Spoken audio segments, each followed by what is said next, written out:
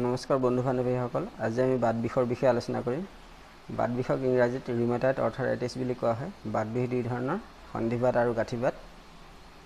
নতুন অৱস্থাত যেতিয়া বাত বিষ হয়, বাত বিষ হোৱা জইণ্টবোৰত ফুলে, ৰঙা পৰে আৰু অসহ্য বিষ হয়।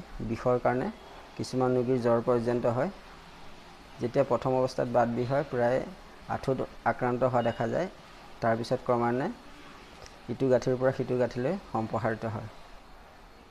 যেতিয়া বাত বিষ প্ৰথম অৱস্থাত হয়, তেতিয়া জ্বৰ হ'লে 104 ডিগ্ৰীৰ পৰা 105 ডিগ্ৰী পৰ্যন্ত জ্বৰ হোৱা দেখা যায়। বাত বিষত ব্যৱহাৰ কৰিবলগীয়া হোমিঅ'পেথিক মেডিচিনখিনি হৈছে, ফাৰ্ষ্ট মেডিচিনটো হৈছে একুনেন নেপ।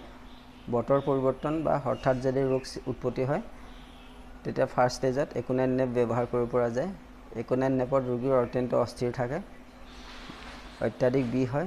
বিষৰ কাৰণে ৰোগী একে ঠাইতে বহি থাকিব নোৱাৰে, ইফালে সিফালে ঘূৰি ফুৰে, ইকাটি সিকাটি কৰি থাকে শুই থাকিলেও।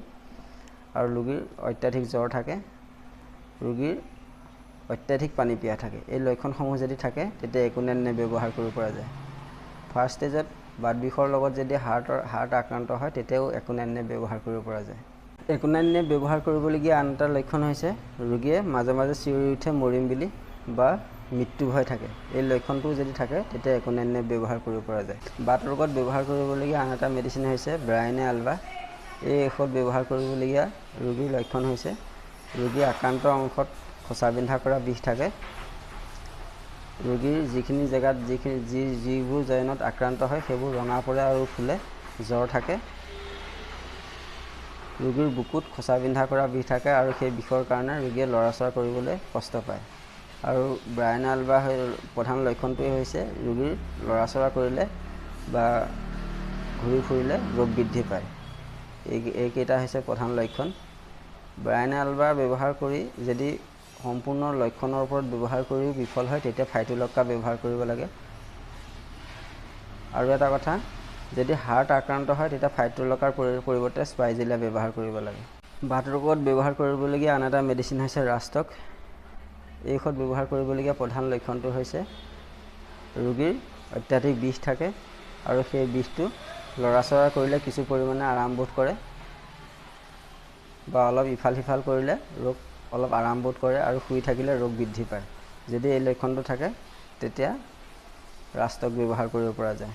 ৰাষ্টক ব্যৱহাৰ কৰিবলৈ আন এটা লক্ষণ হৈছে যদি হাৰ্ট আক্ৰান্ত হয়, তেতিয়া বাওঁ কান্ধত বা বাওঁ চাইডে বাওঁ বাহুত খোচা বিন্ধা কৰা বিষ থাকে। যদি এই লক্ষণখিনি থাকে, তেতিয়া ৰাষ্টক ব্যৱহাৰ কৰিব পৰা যায়। বাত ৰোগত ব্যৱহাৰ কৰিবলগীয়া আন এটা মেডিচিন হৈছে বেলাডোনা। এই ঔষধ ব্যৱহাৰ কৰিবলগীয়া ৰোগীৰ যিবোৰ জইনত বাত ৰোগত আক্ৰান্ত হয়, সেইবোৰ অত্যাধিক ৰঙা পৰে আৰু গৰম বোধ কৰে। ৰোগীৰ অত্যাধিক জ্বৰ থাকে আৰু বিষবোৰ হঠাৎ আহে আৰু হঠাৎ নাইকিয়া হয়। এই লক্ষণসমূহ যদি থাকে, বেলাডোনা ব্যৱহাৰ কৰিব পৰা যায়।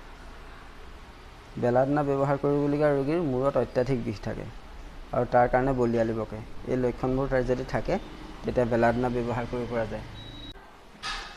নতুন বাত ৰোগত যদি হাৰ্ট আক্ৰান্ত হয়, তেতিয়া ব্যৱহাৰ কৰিবলগীয়া মেডিচিনখিনি হৈছে abrotanum, arsenicum album, colchicum, kalmia, কেলিয়ায়ড, স্পাইজেলিয়া, একুনেন নেপ, বেলাডোনা আৰু ৰাষ্টক। এই ঔষধখিনি বাত ৰোগৰ লগত যদি হাৰ্ট আক্ৰান্ত হয় নতুন অৱস্থাত, এই মেডিচিনখিনি লক্ষণ অনুসাৰে ব্যৱহাৰ কৰিব পৰা যায়। এইখিনি আছিলে নতুন বাত ৰোগত ব্যৱহাৰ কৰিবলগীয়া হোমিঅ'পেথিক মেডিচিন। বহু ক্ষেত্ৰত লক্ষণ অনুসাৰে ব্যৱহাৰ কৰিলে পুৰণি বাত বিষো এইখিনি মেডিচিনতে কিয়ৰ হৈ যায়। আপোনালোকে যদি আমাৰ ভিডিঅ'টো চাই ভাল পাইছে, প্লিজ লাইক, কমেণ্ট আৰু ছাবস্ক্ৰাইব কৰি দিব। ভিডিঅ'টো যিমান পাৰে শ্বেয়াৰ কৰি দিব। ভিডিঅ'টো চোৱাৰ বাবে ধন্যবাদ। নমস্কাৰ।